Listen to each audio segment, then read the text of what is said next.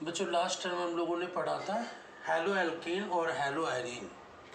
Hello alkene और hello arene के अंतर्गत इनका आईयूपीएसी नॉमेनक्लेचर क्या होता है, आईयूपीएसी में इनका नामकरण कैसे किया जाता है वो पढ़ा था। उसके बाद इसमें कौन कौन सा आइसोमेरिज्म होते हैं, समावयवता होती है।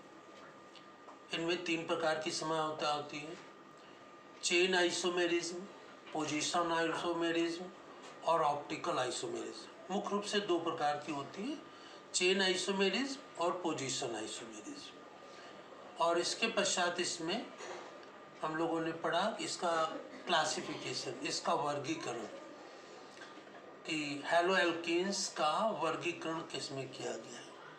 तो हम लोगों ने पढ़ा था हैलो एल्केन्स को प्राइमरी, सेकेंडरी, टर्सरी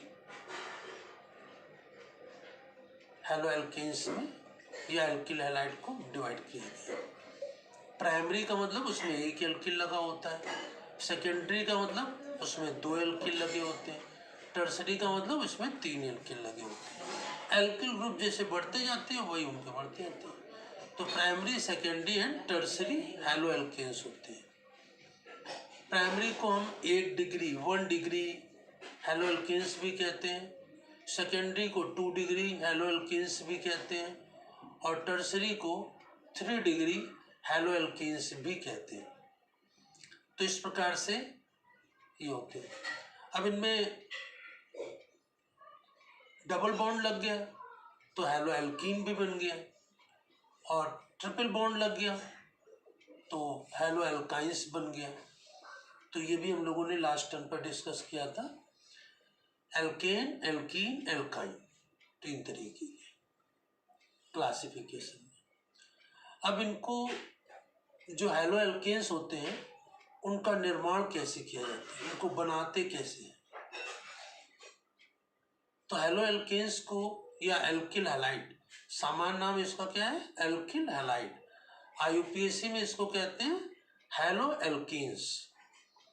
तो हैलो एल्केन्स या एल्किल हैलाइड,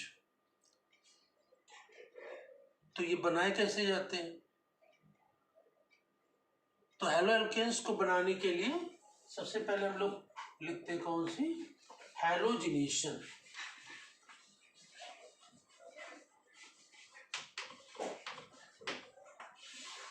हैलोजिनेशन की प्रक्रिया अपनाते हैं।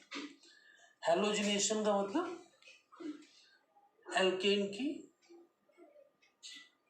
हैलोजन से क्रिया करा दे, एल्केन की, किसी भी एल्केन की, मेथेन, एथेन, प्रोपेन, ब्यूटेन, किसी भी एल्केन की हैलोजनी तत्व क्लोरीन, ब्रोमीन, आयोडीन से रिएक्शन करा दे तो ये क्या कहलाएगा, हैलोजिनेशन।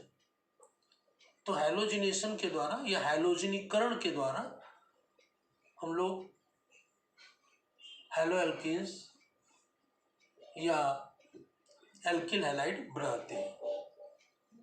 जैसे कि एक उदाहरण देखते हैं इसमें, मेथेन की क्रिया ब्रोमीन से करा देते हैं, एल्कीन की रिएक्शन ब्रोमीन से, क्लोरीन से, आयोडीन, किसी से भी करा दें। अगर इसकी क्रिया रिएक्शन अंधेरे में कराएंगे, आयरन की प्रेजेंस में कराएंगे, तो केवल एक हाइड्रोजन ब्रोमीन से प्रतिस्थापित होगा या सब्स्टिट्यूट होगा। लेकिन अगर जो सनलाइट की प्रेजेंस में कराते हैं तो एल्केन के सभी हाइड्रोजन ब्रोमीन से सब्स्टिट्यूट या प्रतिस्थापित हो जाते हैं। ठीक है ना। तो इसी प्रकार से देखें, जैसे कि पहले ये डार्क में कराते हैं, अंधेरे में, आयरन की प्रेजेंस में, तो यहां पर क्या बन जाएगा, CH3Br प्लस HBr।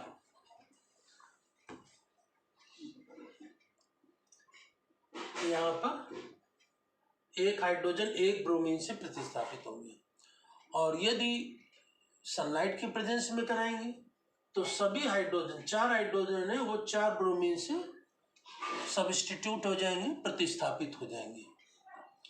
लेकिन ये प्रक्रिया कितने चरणों में होगी? इसमें 4 चरणों में। 4 हाइड्रोजन है तो 4 चरणों में होगी।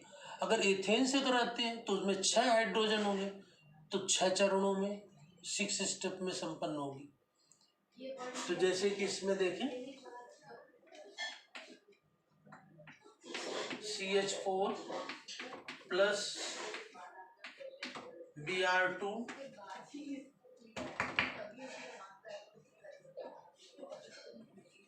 सनलाइट की प्रेजेंस में तो क्या बन जाएगा? CH3 Br plus HBr। अब इसी को नीचे उतार लेंगे यहाँ पर, तो यहाँ पर CH3 Br प्लस Br2 क्या बन जाएगा? CH2 Br2 plus HBr।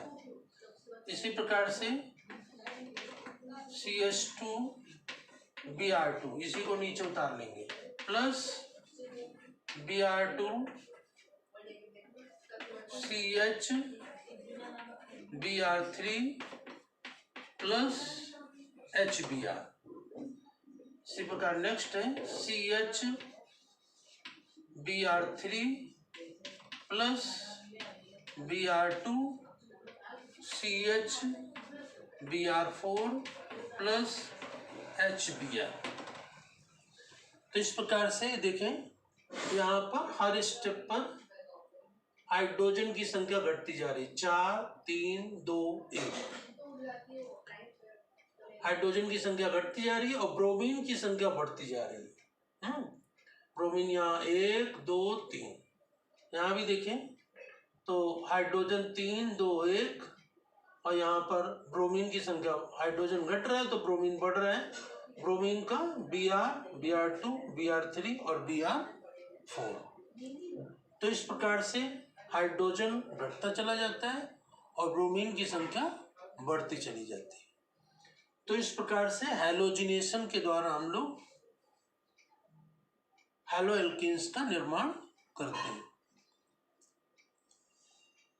इसी तरीके से एथेन से भी करा सकते हैं। ये मेथेन से कराया। एथेन की रिएक्शन 6 स्टेप पर हो जाएगी। इसके नाम क्या होंगे आईयूपीएसी? देखो एक कार्बन है और एक ब्रोमीन है, तो आईयूपीएसी नाम में क्या लिखते हैं?